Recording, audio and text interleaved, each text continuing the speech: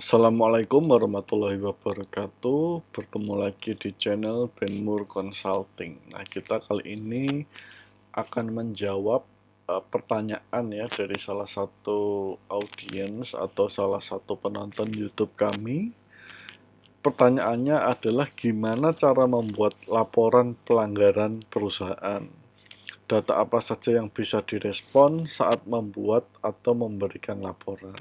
Nah, ini menarik karena mungkin tidak banyak yang tahu untuk melakukan atau tidak cukup banyak yang berani untuk melakukan hal seperti ini. Nah, kami akan sharing hal yang kami lakukan berdasarkan pengalaman ya. Jadi mungkin akan terjadi beberapa perbedaan di beberapa daerah, tetapi setidaknya Anda sudah mendapatkan atau bisa mendapatkan gambaran terkait dengan jawaban atas pertanyaan itu. Nah, sebelum kita jawab, kita mau sampaikan disclaimer dulu ya, bahwa video ini hanya untuk tujuan edukasi atau berbagi pengalaman saja. Yang kedua, video ini bukan nasihat hukum ya. Kalau Anda butuh nasihat hukum yang detail, yang sempurna, Anda bisa menghubungi pengacara Anda atau mungkin LBH di kota Anda. Kemudian video ini bisa juga sudah tidak relevan atau out of date karena adanya perubahan-perubahan. Karena di setiap daerah, setiap wilayah tentu memiliki perbedaannya masing-masing ya.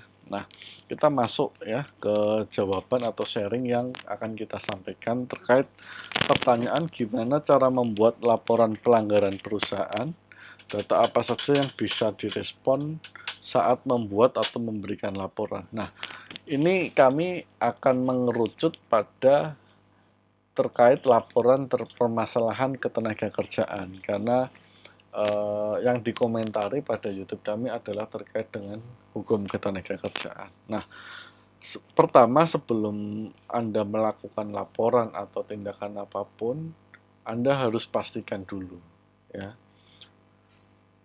Satu, Anda harus yakin bahwa peristiwa atau dugaan pelanggaran yang dilakukan oleh perusahaan itu memiliki dokumen atau bukti yang cukup kuat. Artinya apa? Artinya tidak hanya sekedar Anda lihat, tidak sekedar Anda dengar, atau mungkin teman-teman Anda juga saksikan. Tetapi harus ada bukti.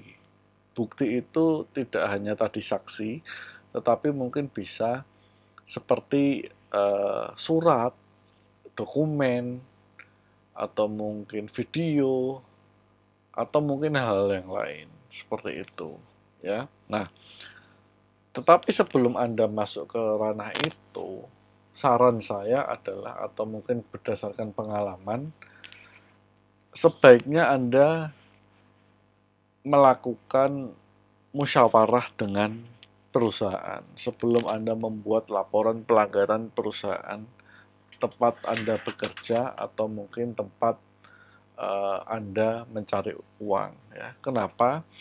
Karena dalam Undang-Undang Ketenagakerjaan, baik Undang-Undang 13 2003 maupun Undang-Undang Cipta Kerja, yang diutamakan itu sebenarnya adalah keharmonisan hubungan industrial. Artinya antara pemberi kerja dan pekerja itu harus harmonis. Nah, ada baiknya Anda sampaikan, Anda bicarakan ya, atau Anda mungkin klarifikasikan tentang dugaan pelanggaran yang Anda ketahui ya. Kenapa? Karena kalau Anda tidak lakukan itu, bisa jadi Anda hanya sepihak melihatnya tanpa mengetahui informasi yang berimbang ya. Nah, tapi kalau memang sudah Anda datangi, sudah Anda ajak diskusi, musyawarah, Anda dengarkan alasan dari pihak perusahaan dan memang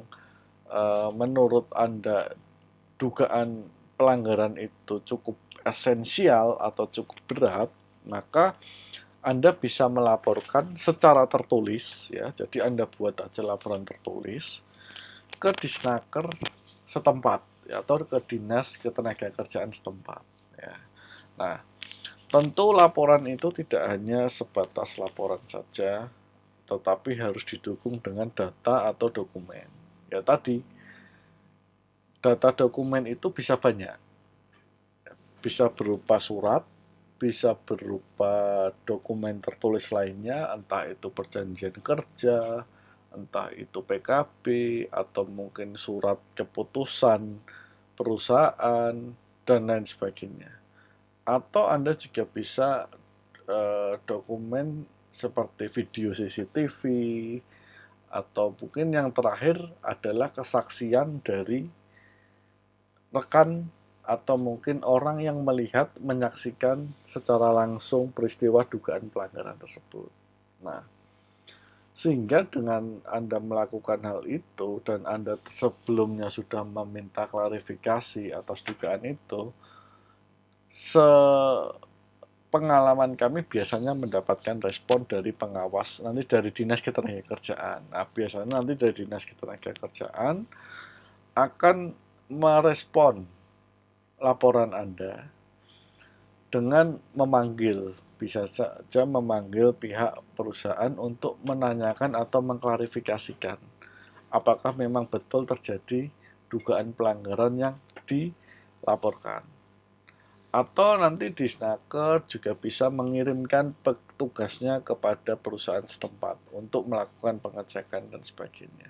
Nah, harapannya dengan Anda melaporkan dugaan pelanggaran, dan harapannya adalah bisa didapatkan kesepakatan. Kesepakatan apa? Jadi ke depan perusahaan tidak akan mengulangi katakanlah dugaan atau pelanggaran yang dilakukan, sehingga pegawai bisa nyaman bekerja seperti itu. Tetapi kalau pengalaman kami ada beberapa hal juga yang berujung kepada akhirnya gugatan hukum atau tuntutan hukum.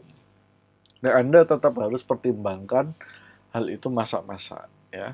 Karena kalau Anda posisi pelapornya adalah sebagai seorang pekerja atau seorang pegawai atau karyawan, maka otomatis Anda akan melawan perusahaan tempat Anda bekerja.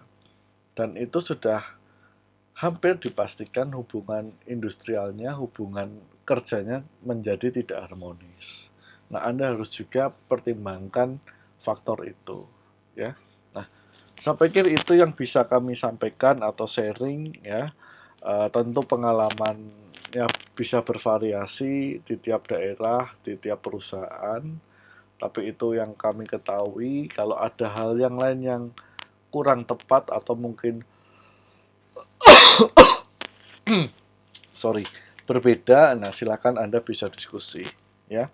Anda juga bisa hubungi atau kunjungi website kami untuk melihat artikel-artikel, baik artikel bisnis maupun hukum ketenagakerjaan, ya.